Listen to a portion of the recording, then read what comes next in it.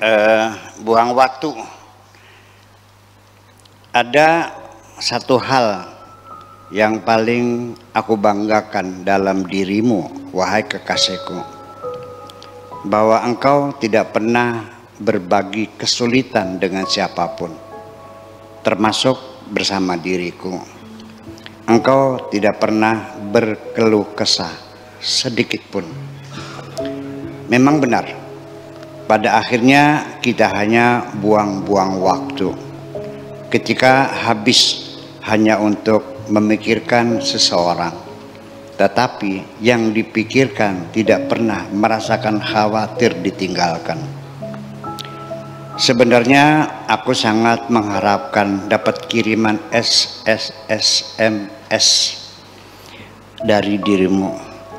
Isinya engkau mengungkap rasa khawatirmu akan ditinggalkan oleh orang yang engkau cintai. Yang menyedihkan lagi, wahai kekasihku, ketika aku hanya dapat memantau,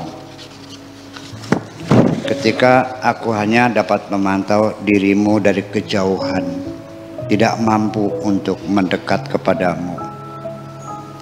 Yang lebih menyedihkan lagi, ketika aku harus melucuti segala harapanku hanya karena desakan situasi dan kondisi kehidupan. Akan tetapi semua kesedihan itu sangat mungkin dapat disembunyikan, tetapi gerak tubuh dan lirik mata ketika merindu tidak mungkin dapat ditutupi.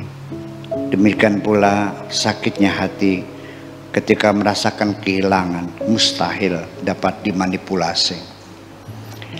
Masalahnya karena engkau sudah terburu melangkah, sehingga mungkin untuk yang akan datang jangan sekali-kali dengan mudah engkau memberikan sesuatu kepada seseorang sebelum engkau menaksir berapa nilainya, sehingga jangan sampai jatuh di tangan orang yang tidak dapat membedakan beling dan berlian. Saat yang paling indah kurasakan dalam imajinasiku, wahai kekasihku, ketika aku merasakan dapat melangkah maju untuk mendekat kepada harapanku. Ketika aku mendengar engkau telah mengajukan gugatan cerai secara resmi dari suamimu dengan alasan karena perselingkuhan. Memang betul sekali, wahai kekasihku, teman hidup yang tidak punya perasaan halus, apalagi bila dibangun tidak berdasarkan cinta, persis seperti nyamuk. Kita baru merasakan ketika sudah menggigit, lalu badan kita terasa gatal dan bengkak. Termasuk teman-temanmu yang berbudi buruk, tidak senang melihat engkau bahagia dan tidak sedih melihat engkau sengsara. Oleh karena itu tidak usah engkau percaya kata-kata mereka yang manis bagaikan madu, melainkan dari sikap dan perbuatan mereka sehari-hari bagaimana mereka memperlakukan dirimu. Waktu itu tidak pernah berhenti, akan terus melangkah dengan lancar sekalipun banyak menghadapi halangan dan rintangan. Waktu tetap waktu, akan tetap berjalan sekalipun jam dinding mengalami kerusakan, sehingga melangkah saja dengan santai bersama waktu, nanti juga akan sampai tujuan. Kita semua, seluruh umat manusia, baik-baik saja, hebat semua, percaya semua, menjunjung tinggi hak kebebasan semua, dan menuntut ditegakkannya supremasi hukum, dan semua orang harus diperlakukan sama di depan hukum selagi tidak menyentuh dirinya sendiri. Untuk itu belalah dirimu sendiri, wahai kekasihku. Jangan minta intervensi kepadaku untuk membela dirimu, karena sangat melanggar etika aku hanya takut kepada Tuhanku. Aku dapat merasakan kebahagiaanmu, sekalipun aku hanya dapat memantau dari kejauhan. Ketika suamimu ikut bersedih hati ketika engkau menghadapi kesulitan, dan berbaik hati ketika melihat ada keburukan pada dirimu untuk disembunyikan, itu pernah terjadi atas dirimu sebentar, tetapi sekarang engkau telah temukan, yang engkau temukan adalah kebalikan. Tetapi sekalipun demikian, aku percaya engkau akan tetap dapat membangun optimis dalam dirimu. Perlu engkau ketahui, wahai kekasihku, optimis itu adalah sama dengan berdoa kepada Tuhan. Optimis itu sama dengan berdoa kepada Tuhan. Sedangkan percaya diri pada saat hampir terjebak pada keputusasaan adalah suatu kekuatan. Adapun tekad hati terus melangkah sekalipun banyak menghadapi kesulitan, itulah hakikat kesuksesan. Kemudian tidak perlu harus menang ketika sedang bertengkar dengan suamimu, karena menarik simpatik lebih penting daripada menang sementara di atas meja. Sekalipun kau jadi bercerai dengan suamimu, tolong jembatan yang pernah engkau lalui itu jangan engkau patahkan. Barangkali sewaktu-waktu engkau akan pulang, masih dapat engkau pergunakan.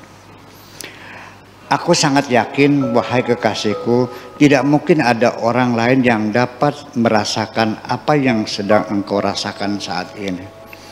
Oleh karena itu, engkau tidak usah bersusah-susah untuk mengungkap segala perasaanmu kepada siapapun, termasuk kepada diriku, karena aku sudah mengerti semua.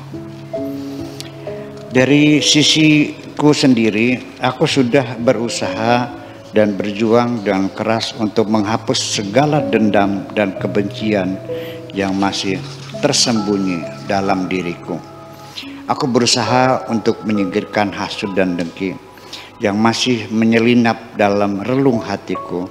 Aku bekerja keras untuk membantai keputusasaan yang selalu mengintai dari sudut-sudut hatiku. Hasilnya aku dapat merasakan sendiri. Aku sekarang sudah dapat dipulihkan kembali menjadi orang yang sehat walafiat lahir dan batin. Tahukah engkau, sejak kapan aku sekarang menjadi orang yang kuat dan perkasa? Sejak aku mampu untuk tetap tertawa terbahak-bahak pada saat aku seharusnya menangis. Kehidupan selamanya adalah kehidupan sebagai tempat harapan.